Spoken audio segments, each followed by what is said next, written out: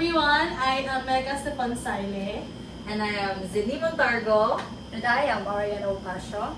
And I am Charlene Sagabo. And we are the Girls at the Back!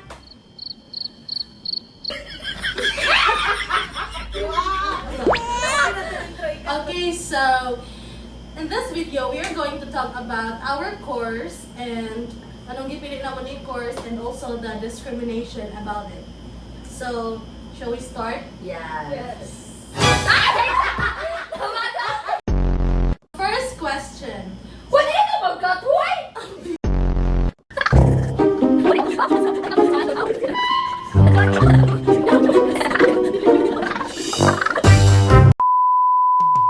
So in this video, we are going to talk about our course and why did we choose this course.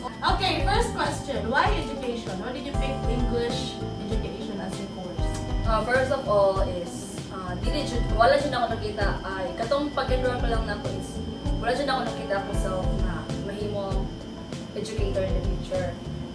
Pero, because of kanang mga problems in life, kanang hindi tabi yung makaeskwela sa layo, na para bako na itong mga gusto nga course.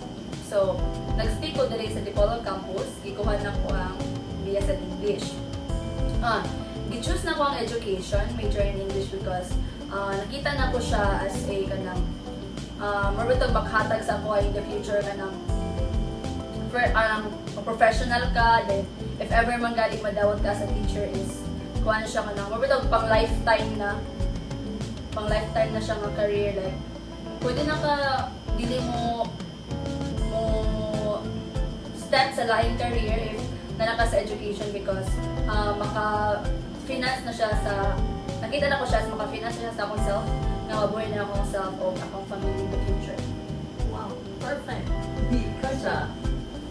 So as for me, same mo siya sa yung reason na dili sa education akong first nga ganun yung course because gusto ko mag-med pero kaya sa financial mga problem so nag-education and ang buot nga education jud po literal na namin daghang laing course para education.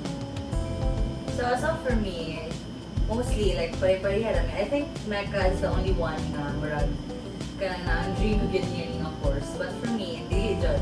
Ako, personally, I would like to pursue on ang psychology. But then again, sa MSU ramang good to din. Wala bitaw ko ka-take sa MSU. Dayon, kanang na ang ako ganang nagkuhan ko education since anak ko nga nakapasar mo ko sa JMSU I'd grab the chance nga mag-take of education since if ever mong good nga non-board po ng mukwaon ako nga mo siya parang safest na option bitaw ako and then major in English because I plan to go abroad. Diba, like, it is an advantage mong good nga kuan, it is an advantage nga mag-English ka since mostly mo may ilang ginaingon nga this is your safest option para maka-abroad ka. Boy, paglingi mo dili sa camera ba yun? Imo amet. Okay, so for me, I've always dreamed to become an educator. Wow, English naman.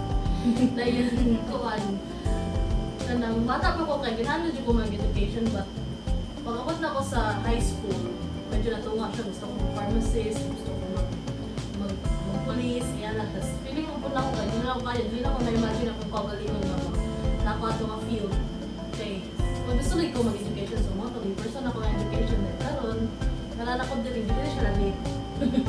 Wala na akong Okay, so what did you think the major would be like before you started, and how does it compare to reality now? For me, katong pa lang mo ipag-enroll din ako sa course, katong i-interview ko ning ang course is I thought ang English major is if yung nanakaning na field is abi na ko og kanang ang inyong mostly focus jud is kanang ang inyong the way mo sa mga grammars, mga nana, but in reality di ay pag nana jud ko sa kaningang course, na-enroll na jud ko kaningang course is di lang jay siya sa grammar na ka-focus. Nag-focus siya kanang ang among mga gitakal sa klase is kanang how you handle students, taga ng develop sa mga literature. Ang pinaka-importante dyan nga pong na nag-gain ani nga po is how you handle your students nga. Di bitaw sila maka-feel nga kanang i-judge sila ani nga teacher or kani nga classroom inana nga kanang like ang students is dapat imo siyang i-handle in a way nga dili siya maka-feel nga like bitaw kani nga room is kanang judgment lang ang naa but kanang they can express themselves freely. So, as for me, like, same naman sa reality nga na akong nag-expect kay, expect na dyan ko nga, pag major in English, lisod dyan siya. Pero like, nag-atubang ka sa reality, like, mas lisod pa dyan dahil siya. Of course, kay, pero sa gingon niya na, di lang po taga-focus about sa grammar, of course, mag-focus po tayo kung saan nato pag-handle ang mga bata, right? So, dili po bata, ingon nga, taas kay pasensya when it comes sa handling sa mga bata kay dahil ano katag pasensya dahil so mas lisod dahil siya tun ng education major in English kaysa sa expectation. Ito ako ang initial na karapitang expectations dyan kay parang area yung mag-focus na siya sa English nga grammars, like structures of it. Pero along the way, namatay ped na subject, di ba? Mura dito na ito makuhaan ang relationship between the students and the teacher. And mura dito na ko nakuhaan nga, actually na burn out ko, kaya dito na ko nakuhaan nga, this is not just about a profession. Di ba? Ingon to si Ma'am Ina nga, it is a calling. Yes. The education nga program is a calling day siya para sa kuan. Dili lang siya nga kalapitang naturally nga profession na siya. Pero bugat kayo sa pamati nga calling bitaw siya then murag wala nimo nakita yung kaugali mo na ato. Bisan siya nga kuan bitaw. Ang akong expectations mong good kay chill lang. Anak, pero murag nagkadugay second year na ta na-realize na ko nga murag lahi man lisod man siya dili lang kay English ka, ana. Pero kada bitaw mag-dig deeper ka, dili lang ka kay kuan ka, example teacher ka. Teacher na ka, ana. Along the way, mamimo ko kanila nga kanang na ang second kanila, expectations sa imo na sila kina-expect sa imo nga as a teacher, tinani po ka, inana po ka. Mura bitaw like bukat kay siya sa others, o bukat siya nga responsibility. Okay, so for me, ang expectation ako is, di ba kay dream man dyan ako, kailangan dyan ko may kong teacher. So, expectation ako nga, okay, mag-major in English ko, dapat kabalukuan, maayo ko sa grammar, maayo ko pronounce. Although, nara ko yung nabalaan gamay, pero wala ko ga-expect nga, nato na siya kalawong, nga like, dapat literature, language, na nato subject na nun. And also, abi na ko kuan na kadto kay dream na ko siya makaya na ko. Pero in reality kay kanila kay gingon nga na dili sila lang niya sa yun. Wala ko kabak out of it. So dili ka na akong gina-expect na kuan na mahimong journey sa mahimong journey sa college. Ang college dito, okay, kanang na ang mura ka mahimong bugo. Oh. Himuon kang Like, di ba lang eskwela ulit? Dili ka na nasa high school. Eskwela, pag-uman, ulit.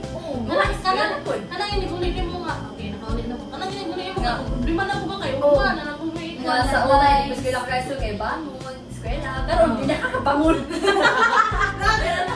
Hindi na kakabangon. Okay, so sa ninyo atong course karon science siya or dili?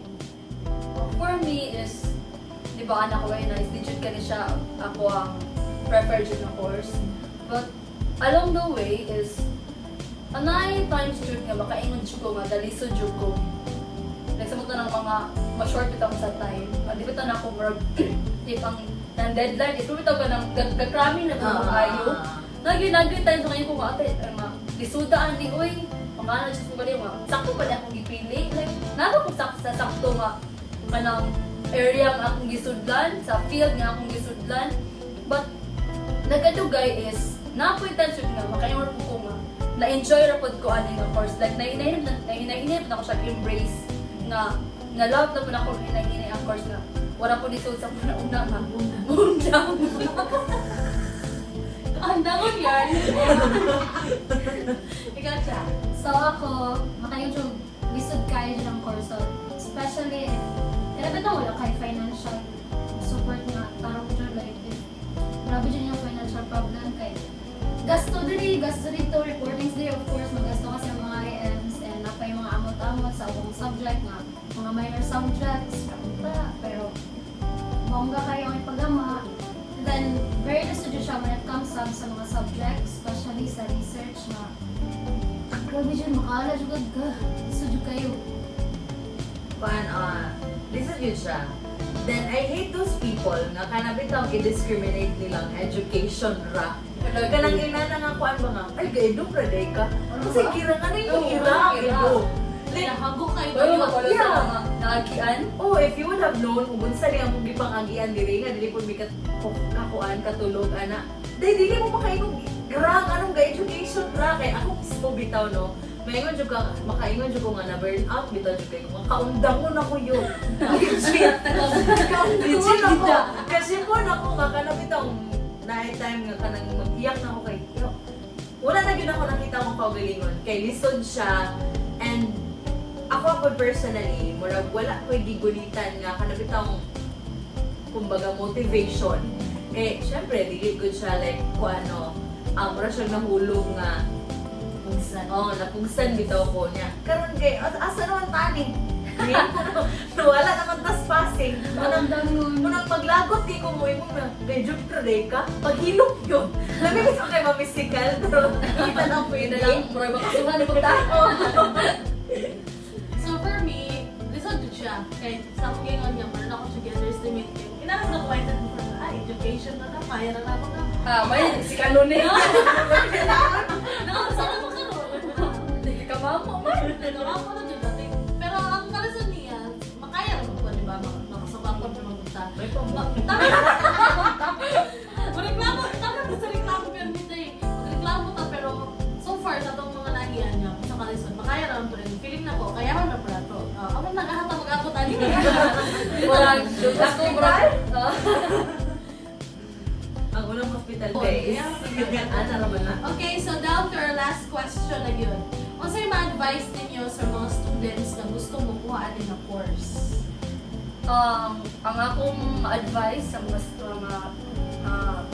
students nga mo take ani nga course is first of all dapat ibutang gini mo sa imong una-una nga kaya nimo kaya ba nimo i-surpass ang mga challenges na ma-encounter nimo ani nga field. Like dapat ka nang taas bitaw ka o ka nang kumpiyansa sa imong pagalingon nga ug magkalisod mo pugali ani nga courses dili ko mo surrender jud. Like kana bitaw like di ba bilo tumalikan jud nga maglisod jud ta baka nang protag para mo abot na sa punto makaunda kinana di ba musod na katong na naging nana sa mo lang financial kaya di ba gid malikan nga courses makagasto jud ta di ba dahil ginagmay pero kung di kita stable maglisod jud ta di ba so ako ma-advise you is dapat kung sila pa ang therapist kapitaw buot bitaw ka o ganang sa imong galingon ba nga kaya lagi na ako ni bisag kaya mo ka kayanon jud na ko ni kay kung mag teaching is not easy jud like nabitaw siya like dapat na siya kay courage and kagalingon nga kanang nga muhuman ani nga kaya lagi na ko ni kay kani jud nga field is that require siya dedication. So as for me, if paunin mo rin ang course, of course, pag unauna sa dito mo, if kaya ka mo, if ready ba ka rin ang course o kaya isa rin ako maestro, dili jud galim, dili jud like sayon lang ang education. Ayaw like, yung patuntoy, kung sila nga, sa'yo na ba rin? Like, dili mo ba sa di mo sa pagpag-hadlock ka gini sa yung yun, di pa sa rin bro kag mahal, di pa ta Wala mo po sa'yo. like, di mo ni pang-hadlock pero kabalo mo ta sa realidad na wala di sa yung mas kailan ta college like, dili ta chill-chill ani ka kuhan jud no field So dapat na mo college if mo kuha mo tidok kay dili jud siya imong masayo na dun na magana tudlo ra may mag Small-small sa uban. Tidok ra man na dili jud. I was really underestimate. Yeah. So ako is that take it seriously but do not lose yourself along the way. Dili ni mo pwede nga kanang na maka-focus na lang din po bitaw ka. Go have fun. Panglaag mo sa inyong friends, pag-enjoy mo kay mura bitaw along the way manggod na mo yung timeline na pagpadulong na finals, diha na mo tanan, duot na mo, dasok na tanan ka mo nun. Dili na gani mo makatulog og 8 hours jud, ana. Then, apoy time na medyo luag lang siya, na makalaag pa sa inyong friends, ana, then kain mo na lang mo, hala, dugay na ito, wala na buwan. So, mura bitag, enjoy it. Pero, kanang ayaw po palabing na enjoy. Dapat na limitation. Ana sila din. Dili ta mangigat. Balance lang. Oh, i-balance lang din na to. Okay, balancing na tama. Wala ka may igat na ko. Ana ba na? Joke lang ito, guys. Along the way, just do not lose yourself. And this kind of itong ang mong sheer will na i-pursue na siya despite everything. If mao yun na ang imong ganahan sa mundo. So for me, if we enroll mo all to an English, is dapat dyan, dedicated dyan mo. Like, if siguro, di pa ito, maayon ako man. Pagaling kayo, matalimugan na yung course. I-choose na lang din yung may choice, yan na. But, ikuan na lang dyan, kinang ang journey sa college, lisod, pero as you said, na i-enjoy na lang din siya. If gusto mo enroll on BSN English, it is fun mo po, diba? Yes. Atong mga klase karon di nga mo po siya. Although dahan mo katon, pero di nga mo siya. So, for me, if ganahan dyan mo, and go. So, if di, wala ito mga kong istorya. Sorry. Kamu rin bahala ko na rin. Mga mabot-bot, pabiling niyo. Huwag kayo bukat pa, inyo. Aram ito. Basta, enjoy na rin have fun, and for sure, along the way, makalearn dyan mo nga. Basta siya, importante na siya sa atong life. And also, para ma-apply na to siya, ma-teach na to sa atong mga students ko. Ang undangan lang kami kayo, kung naman question. Tama na ang pagpapanggap. Bye mga ka-inspirasyon! Bye! From Girls at the Back,